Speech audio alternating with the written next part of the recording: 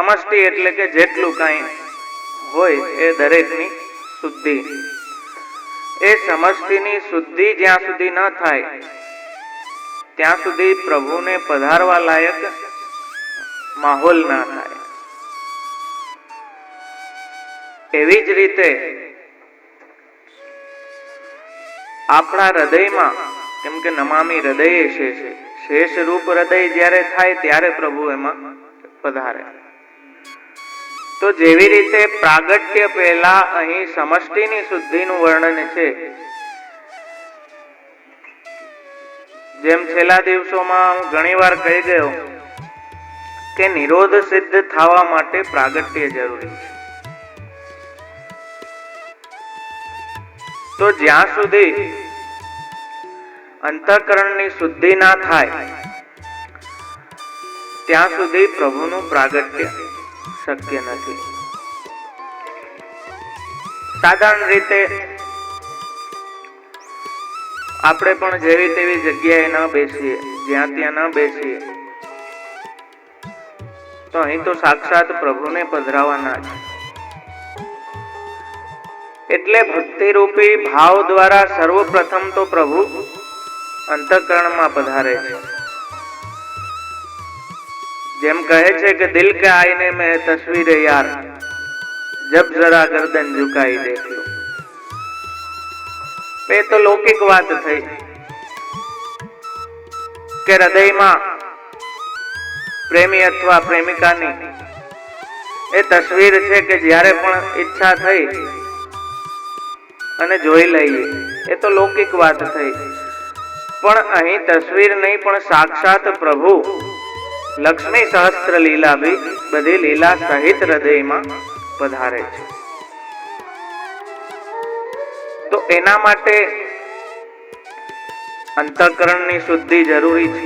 જેમ અહીં સમષ્ટિની શુદ્ધિનું વર્ણન કરવામાં આવ્યું છે, એવી રીતે અંતઃકરણની શુદ્ધિ જ્યારે થાય ત્યારે પ્રભુ એ ભાવયુક્ત હૃદયમાં પધારીને બિરાજે. જેમ કહ્યું છે ને, હવે તો ઓછું જોવા મળે. પેલા સામૈયાને થતા અને ક્યાંય પણ ગામડાઓમાં જવાનું થતું એટલે બહુ ગવાતું, શેરી વરાવી સજ કરું હરી આવો. એવો સુંદર ભાવ કે મારે ઘરે આવતો જે રસ્તો છે એમાં જે કાંઈ કંકર પથ્થર છે કે આપના કોમલ ચરણારવિંદને આ કાંઈ શ્રમ ના પડે એટલે શેરી વડાવી સજ કરું. મેં બહુ સુંદર રીતે એ શેરીને સાફ કરી દીધી છે. હરી આવો. હૃદયમાં પ્રભુને પધરાવવા માટે આંખ અને કાન એ બે શેરીઓ છે. ભગવત ગુણગાનના શ્રવણ દ્વારા અને ભગવત સ્વરૂપના દર્શન દ્વારા એ અંતઃકરણમાં જે કાંઈ લૌકિક કચરો ભરેલો છે એ સાફ થાય અને પ્રભુને બિરાજવા લાયક એ સ્થાન બને. શ્રી આચાર્યનું નામ કહ્યું છે સ્વયશોગાન સમૃષ્ટ હૃદયામ ભોજ વિષ્ઠર. કે આપના યશોગાનથી એ હૃદય કેવું થાય? અંભોજ રૂપ, કમલ રૂપ થાય. એ કમલ રૂપ હૃદયમાં પધારીને આપ બિરાજે. શેરી વડાવી સજ કરું હરી આવો. એ મન્મથ કોટી મન્મથને લજાવે એવા પ્રભુના દર્શન કરીને આંખ દ્વારા એ હૃદયનો કચરો દૂર નીકળે. કેમ કે દર્શન દ્વારા પણ આસક્તિ થાય. નિરોધ લક્ષણમાં શ્રી આચાર્ય ચરણ જણાવે છે કે જેટલી પણ આપણી ઇન્દ્રિયો છે એ દરેકનો ભગવદ વિનિયોગ જ્યારે સંપૂર્ણ રીતે થાય ત્યારે નિરોધ સિદ્ધ થાય. અને એ નિરોધ અવસ્થા એવી છે, કેમ કે વ્યસન દશા સંપ્રાપ્તિ નિરોધ, કે આંખને ભગવાન સિવાય કાંઈ જોવું ન ગમે. કાનને ભગવાનના નામ સિવાય કાંઈ સાંભળવું ના ગમે, મુખને પ્રભુ કીર્તન સિવાય કાંઈ બીજું બોલવું ના ગમે, ભગવત પ્રસાદી સિવાય કોઈ વસ્તુ જીવને રૂચે નહીં, આ હાથ પગ પ્રભુની સેવા વગર ચાલે નહીં, એટલા પ્રભુના સ્વરૂપમાં, ગુણોમાં, લીલામાં આસક્ત થઈ જાય. અને ગોપીજનોએ કહ્યું છે અક્ષણવતામ ફલમિદમ, કે આંખું વાળાનું તો એ જ ફલ છે કે એ મન્મથ પ્રભુના દર્શન કરવા. એટલે તો બ્રહ્માજીને ગારું દીધી કે આ પાપણે તમે શું કામ બનાવી, કે એટલી વારે પ્રભુના દર્શન અમને નથી થતા. તો એ દર્શન દ્વારા એ પ્રભુ હૃદયમાં પધારે. શ્રી ગોકુલનાથજીના હાસ્યામૃતમાં બહુ સુંદર પ્રસંગ આજ્ઞા કરે છે કે દર્શનથી આસક્તિ કેમ થાય. આજે તો દર્શન કરતાય આપણને આવડતું નથી. ખરેખર આપણું તો બધું મહાપ્રભુજીની કૃપાથી હાયલું જાય. ભગવાન આપણું ગાડું હલાવે છે અને નિરોધ લીલામાં ભગવાન જ બધું હલાવે છે. કેમ કે આપણું લાયકાત નથી કોઈ સાધન કરવાની એ પ્રકારના. એટલે આપણા સાધન પણ ભગવાન કરે છે, કે જે સાધન પ્રકરણમાં આગળ આવશે. શ્રી ગોકુલનાથજી બહુ સુંદર વાર્તા કહે છે કે 3 મિત્રો હતા, એકદમ જીગરજાન મિત્રો 3. એક દિવસ એક મિત્ર ખેતરમાં ખેતી કરતો હતો,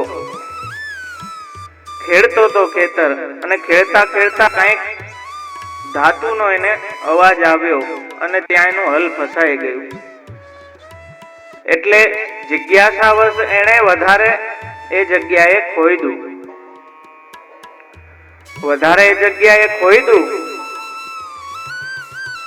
તો જોયું તો અંદરથી સોના મોર ભરેલો અવડો મોટો ચરુ નીકળ્યો. એ જોઈને તો જેવા એ દર્શન થયા સોના મોર થી ભરેલા ઘડાના, એટલે તો ચકિત થઈ ગયો, એકદમ આસક્ત થઈ ગયો એમાં. ઓહો, આટલી બધી સોના મોર.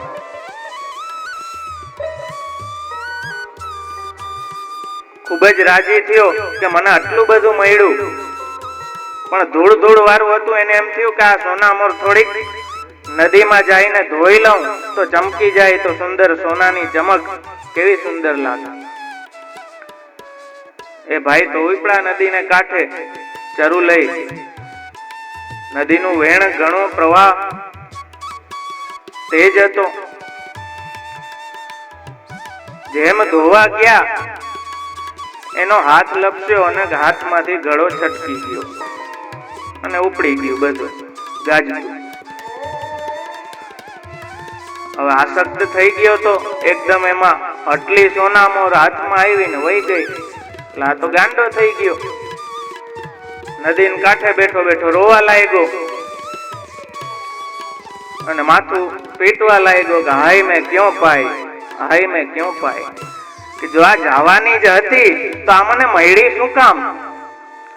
અહીંયા કાંઠે બેઠો બેઠો રોય રાખે, હાય મેં ક્यों પાઈ, હાય મેં ક્यों પાઈ. ત્યાં બીજો મિત્ર આવ્યો અને એને જોયું કે આ તો બેઠો બેઠો રડે છે, આટલું દુઃખ કરે છે. અને જઈને એને પૂછ્યું કે ભાઈ તને થયું છે શું, કાંઈક તો કે, આટલો કેમ દુઃખી છો. એટલે પેલા મિત્ર એ બધી આપવીતી પોતાની કહી કે અરે આવી રીતે આખો ચરુ મળ્યો સોના મોર ભરેલો, અને મેં ધોવાનો વિચાર કર્યો અને આમ વહી ગયું આખો ઘડો. પેલાને આમ કલ્પનામાં મન એનું એને દેખાડવા લાગ્યું સોના મોર થી ભરેલો ઘડો. એટલે એનો મગજ ચસકી ગયો. એ બેઠો બેઠો રોવા માંડ્યો કે પાઈ તો પાઈ પર ધોઈ ક્યાં. વરી ત્રીજો આવ્યો ને આ બે, ઓલો કે હાય મેં ક્યાં પાઈ, ને ઓલો કે પાઈ તો પાઈ પર ધોઈ ક્યાં. ત્રીજો આવ્યો, એને આ બે ની હાલત જોઈ કરા આ બે શું અહીંયા બેઠા બેઠા રડે છે આટલા. ખૂબ પૂછ્યું એટલે પેલા બીજા મિત્ર એને કહ્યું કે આને આવી રીતે સોના મોર થી ભરેલો ઘડો મળ્યો હતો અને આ આવી રીતે ધોવાની વાહે આખો ગળો નદીમાં વહી ગયો. ઓલાને આમ એના મને પ્રોજેક્શન કર્યું, આમ સોના મોરથી ભરેલો ગળો એને દેખાય, એનું જસકી. એ બેઠો બેઠો રોવા માંડ્યો કે ધોઈ તો ધોઈ પણ ધોઈ ગયો. એટલે દર્શન માત્રથી, આ તો એક દ્રષ્ટાંત માત્ર છે, પણ અક્ષણોતામ ફલમિદમ, આખું વારાનું તો એ જ ફલ છે કે એ કોટી કામદેવને લજાવે એવા મોહિની સ્વરૂપના દર્શન થતા રહે. એટલે કહ્યું દયારામભાઈ નિત્ય નિરખીએ નટવર રૂપ રે. આપણી કામના શું છે? કામો હરિદિદ્રક્ષૈવ. તો એ દર્શન દ્વારા જે અંતઃકરણમાં લૌકિક કચરો ભરેલો છે એ સાફ થાય. એક જગ્યાએ અમારો એક છોકરો કોઈ હતો, જઈને દર્શન કરી આવ્યો કે 56 ભોગના દર્શન. એટલે મેં પૂછ્યું, ભાઈ દર્શન કેવા હતા? શું વસ્ત્ર ધર્યા હતા? શું ધર્યું તું મસ્તક પર? અરે એ કે જે અહીંયા આવડા આવડા મોન થા. અરે બાપા, દર્શન કરતા નથી આવડતું. એટલે સુબોધનીજીમાં જ આચાર્યચરણ આજ્ઞા કરે છે કે આપે પ્રભુએ જે કૌસ્તુભમણિ ધારણ કરી છે એ એટલા માટે કરી છે કે મુખારવિંદના દર્શનનો જેનો અધિકાર નથી એની દ્રષ્ટિ ત્યાં જ અટકી જાય છે. એટલે પછી અવળા અવળા લાડવા મોનથાર એ જ દેખાય, અરોગવા વાળા ના દેખાય. આરતી કરતા હોય તો ગોલ ગોલ મોઢું ફરે આરતી હારે, પણ અરે કોડા જેની આરતી થાય એના દર્શન કરવાના. કેમ કે અક્ષણોતામ ફલમિદમ. તો દર્શન દ્વારા અને શ્રવણ દ્વારા એ પ્રભુ હૃદયમાં પધારે. નિરોધ લક્ષણમાં પણ એ નિમિત્ત સાધન કહ્યું છે. ગુણગાન એટલે એ ગુણગાનમાં શ્રવણ, કીર્તન અને સ્મરણ. કેમ કે ગુણગાન માટે એક વક્તાની જરૂર છે, એક શ્રોતાની જરૂર છે. તો એ શ્રવણ, કીર્તન એ આમાં આવી આપણી ચાલુ રહે. એટલા માટે તો ચૈતન્ય સાથે જ્યારે મેલાપ થયો ત્યારે ચૈતન્યએ કહ્યું કે આ ઘોર કલીમાં એક ક્ષણ પણ જો ભગવત નામ લેવાઈ જાય તો ઉદ્ધાર છે. શ્રી આચાર્યચરણે કહ્યું કે અમારો તો એવો સિદ્ધાંત છે કે એક ક્ષણ પણ જો ભગવત નામ ચૂકી ગયા તો બહિર્મુક્તા આવી જશે. તો એ રીતે પ્રાગટ્ય પેલા જે સમષ્ટિની શુદ્ધિ વર્ણવી છે, એવી રીતે હૃદયમાં જો એ શેષ રૂપ હૃદય બનાવવું હોય એ પ્રભુનું પ્રાગટ્ય પ્રથમ તો ત્યાં થાય. પછી ક્લિશ્યમાનાન જનાન દ્રષ્ટવા કૃપાયુક્તો યદા ભવે તદા સર્વમ સદાનંદમ હૃદયસ્થમ નિર્ગતમ વહી. કે જ્યારે દુઃખ ઉત્કટ થાય પ્રભુ માટે, કે જેવું અહીં દેવકીજીને અન્ય ભક્તોને થયું, ત્યારે પ્રભુ પણ ઉતાવળા થાય પ્રગટ થવા માટે. એટલો ક્લેશ જ્યારે પ્રભુ માટે પ્રગટે.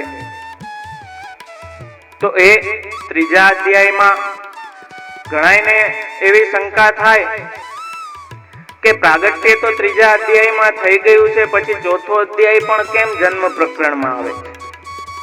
એટલે શ્રી આચાર્યચરણ સુબોધનીજીમાં આપ સમજાવે છે કે પહેલા 2 અધ્યાય હેતુ અને ઉદ્યમ એ પૂર્વાંગ છે અને છેલ્લો અધ્યાય એ ઉત્તરાંગ છે. એટલે એ જન્મ પ્રકરણમાં આ 4 અધ્યાય ગણ્યા. ચતુર્વ્યુહ સાથે આપ પધાર્યા છે.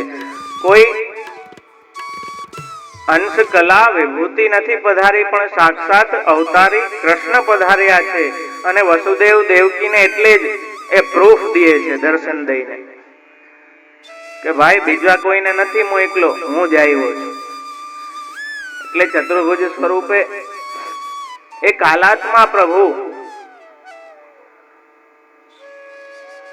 અહીં દેશ અને જે ગઈકાલે પણ મેં વાત કરી હતી, ઘણાઈને બાઉન્સર ગઈ હતી, એવું મને લાગ્યું. પણ કોઈ પણ વસ્તુ હોય એના કંઈક દેશ કે કાલ, કોઈ દેશ કે કાલમાં હોય એનું કંઈક સ્વરૂપ હોય. કેવી રીતે કે જેમ આપણે આ સુબોધની જે રસપાન છે, વ્રજયાત્રા છે, તો આ વ્રજના દેશમાં છે. કાલ કયો છે કે અમુક તારીખથી અમુક તારીખ સુધી આ વ્રજયાત્રા, આ સુબોધની જે રસપાન ચાલશે. એટલે આ દેશ અને આ કાલમાં આ વસ્તુ કે આ સ્વરૂપ થશે. તો એ જેમ ગઈકાલે મેં સમજાવ્યું કે એ દેશ અને કાલ એ આશ્રય તત્વને અધીન છે. આશ્રય તત્વ એમાં એન્ટ્રી નથી કરતા, એ એને આધીન છે, જેને સાયન્સ ટાઈમ સ્પેસ અને મેટર કહે છે. ત્યાં સ્પેસ છે, આપણે દેશ છે. તો એ નિરોધ લીલામાં એ દેશ અને કાલમાં પ્રભુની એન્ટ્રી થાય છે. એન્ટ્રી થાય છે એનો મતલબ એમ નથી કે ભગવાન એને અધીન થઈ જાય. કેમ કે ત્યાં પણ એક પ્રસંગથી તમને સમજાવું કે દેશને કાલની મર્યાદાને પણ ભગવાને પોતાને આધીન કરી છે. પોતે એમાં પ્રવેશ કર્યો છે પ્રપંચમાં, પણ એને આધીન નથી થયા. કેમ કે એ છે તો એ જ આશ્રય તત્વ બ્રહ્મ